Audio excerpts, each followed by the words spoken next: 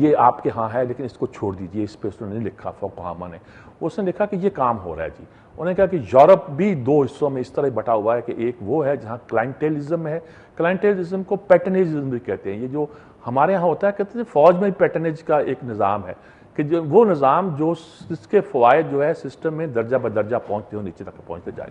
اور مثلا اگر جرنیل کو زمین ملتی ہے تو کرنیل کو بھی ملے، بریگیڈیئر کو ملے، یہ بات ہمارے ہاں بھی اسٹڈی ہوتی ہے۔ سیاستدان آتا ہے تو وہ جو پیسے لوٹتا ہے کماتا ہے اس میں سے کچھ ایسے بھی طریقے اختیار کرتا ہے کہ عام آدمی کو اس کا فائدہ پہنچے، اور جب فائدہ اور ووٹر لینے کے لیے کیسے فلاں ملک میں کیسے ہوا، جرمن میں کیسے ہوا، نارتھ میں زیادہ ووٹر تھے اٹلی کے، ساؤتھ والوں کو لینے کے لیے کس طرح، ہسٹری بھی اس نے پوری بیان کی ہے ان ملکوں کی، گریس کی اور اٹلی کی، جو اس وقت وہ آسٹیرٹی کی کمپین ہے اس پہ ساتھ نہیں چلے۔ آسٹیرٹی کمپین کفایت شاری سے کام لو، یہ کہتے ہیں کفایت شاری نہیں، یہ کام لینا پڑے گا آپ کو گروتھ۔ اب ہمیں بھی کفایت شاری پہ لگا رکھا ہے نا جی کہ آپ ترقی نہ ہونے دیں ملک میں جی، اور سود بڑھا دیں تاکہ پیسہ باہر آئے نہیں، پیسہ بچائیں۔ آسٹیرٹی آسٹیرٹی آسٹیرٹی لفظ اچھا ہے، مطلب اس کا یہ ہے کہ گروتھ ریٹ ہمارا 2% کر دیا IMF نے،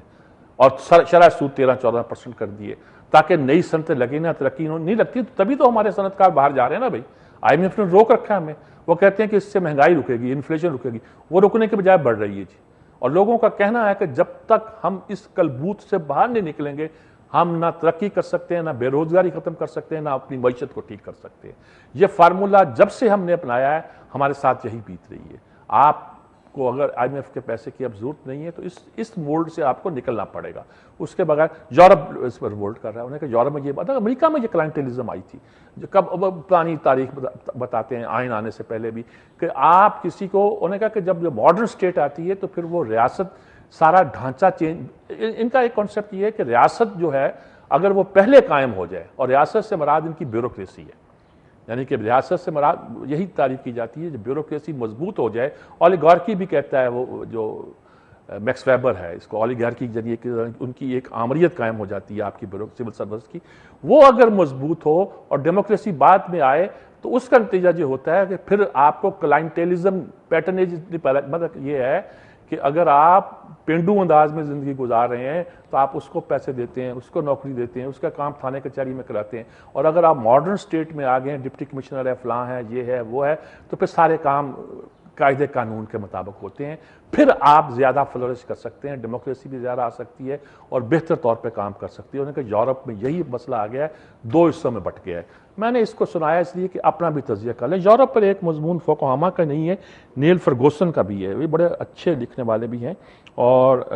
اس میں بھی بہت ساری باتیں ہیں جو اسی حوالے سے آ رہی ہیں۔ ان کا کہنا یہ ہے کہ یورپ آپ اس وقت وہاں ہے جب 1781 میں امریکہ تھا، 1700، اور اس کے بعد ان کا آئین بنا، الیگزینڈر ہیملٹن نے بنایا۔ اب انہوں نے کہا فرانس کی سوشلزم اور گریس کی پاپولزم، ساری چیزیں جو آ رہی ہیں، یہ ایک یورپ میں ایک ڈرامہ لگا ہوا ہے ترقی کے لیے، کوئی پیچھے رہ گیا، کوئی آگے رہ گیا، یعنی یورپ اس مسئلے پر بہت ہی کنسرن ہے، اور بہت سی باتیں اسی حوالے سے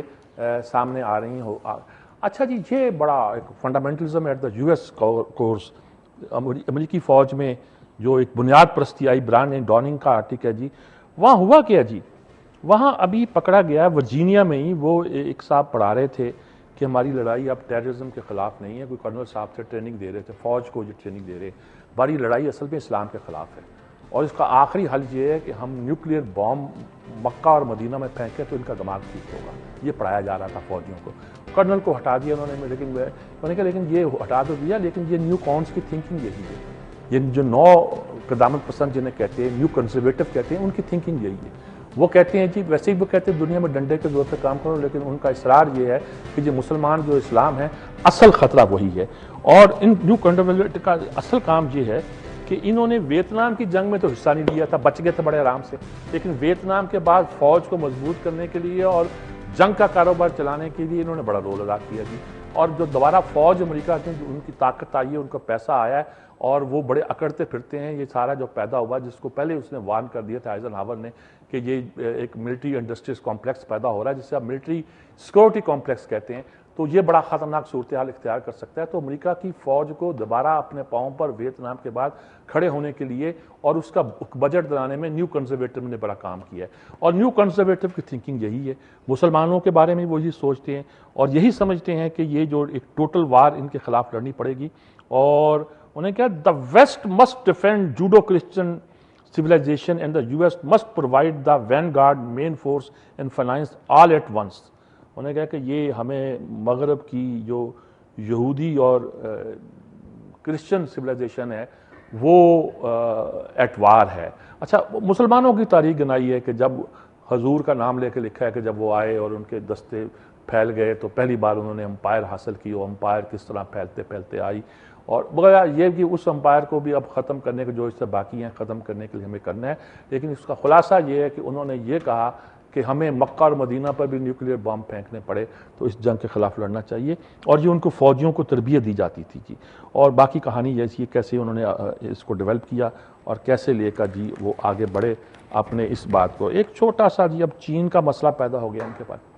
چین کا مسئلہ یہ پیدا ہو گیا ہے کہ چین میں وہ ایک صاحب ہیں, وہ ویل چیئر پہ وہ امریکن ایمبیسی میں چلے گئے, پناہ لے لی. اب اس کے ساتھ کیا ہوتا ہے وغیرہ وغیرہ, اور ایک بندے کو پکڑا ہوا ہے, دو مسئلے لے کر وہ چیخ رہے ہیں, چیخمدار ہیں, وہ کرپشن میں پکڑا ہوا لیڈر کو پولٹ بیورو سے نکالا. وہ مسئلے پہ ہیومن رائٹس کے شور مچا رہے ہیں کہ چین میں ہیومن رائٹس کے ڈیفینڈ کرنا چاہیے امریکہ کو, یا اس معاملے میں خاموشی اختیار کرنی چاہیے اور چین سے اپنے تعلقات کو خراب نہ کرنا چاہیے. یعنی کہ یہ کہہ کے وہ ساری صورتحال کو چین کے خلاف ایک پروپیگنڈے کے طور پر بڑے ہائی ٹون میں, ہائی پچ میں, بالکل ایک ہائپ کریٹ کر کے اس کو جو پھیلا رہے ہیں جی. اس کے بعد دو ہی مسئلے آتے ہیں, 2-3 بار میں اس کا ذکر کر چکا ہوں, اب روز مجھے ذکر کرتے ہوئے کچھ زیادہ اچھا نہیں لگتا. لیکن اس مسئلے کو لے کر ڈپلومیٹس اینڈ ڈیسیڈنٹس, یہ کیلر کا آرٹیکل ہے جس میں انہی کے بارے میں خاص طور پر China's case shows the tension between our respect for human rights and our need to deal with undemocratic regime. کیسے کریں؟ Kissinger's disciples argue that we need to keep these individual dissident cases off the table lest they lead to deadlock on weightier issue. کہ بڑے اہم مسئلے ہیں ہمارے ان کے ساتھ, ان مسئلوں کو ہمیں آگے نہیں آنا چاہیے اور الگ رکھنے چاہیے, سافٹ پیڈلنگ کرنی چاہیے, ورنہ وہاں تاثر پیدا کیا جائے گا کہ امریکہ جو ہے نا زوال پذیر ہے. بہرحال جی وقت تو ختم ہو رہا ہے, لیکن شاید ایک آدھ کال ہم لے سکتے ہیں, بات کرتے ہیں. جی السلام علیکم. جی السلام علیکم سر. میر صاحب, یہ انرجی جو کرائسس ہے یہ تو تمام کا تمام تر شروع دن سے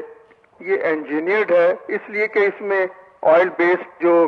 لابیز ہیں ان کی کالا باغ ڈیم کی مخالفت میں اربوں خربوں آنکھ کی آج تک کمیشن لی گئی. اسی طرح CNG, اسی طرح اب LNG اور LPG کا جو معاملہ ہے, یہ میں ریکویسٹ کروں گا سپریم کورٹ کو کہ وہ اس کو موٹر نوٹس لیں, کیونکہ اس میں خربوں روپے کا لوگوں کا نقصان ہو رہا ہے. CNG کی جگہ LPG کے ساتھ انہوں نے کھلواڑ کیا پچھلے 4-5 سالوں میں, کہاں سے کہاں پہلے اس میں خربوں کی انہوں نے منافع خوری کی. اب اس کو CNG کو بند کر کے گاڑیوں کے لیے LPG لگا رہے ہیں, سلنڈر بند کر دیے ہیں. تو یہ چیزیں جو ہیں یہ تمام انجینئرڈ ہیں. پاکستان میں کرپشن خود سے نہیں ہے, اور یہ اب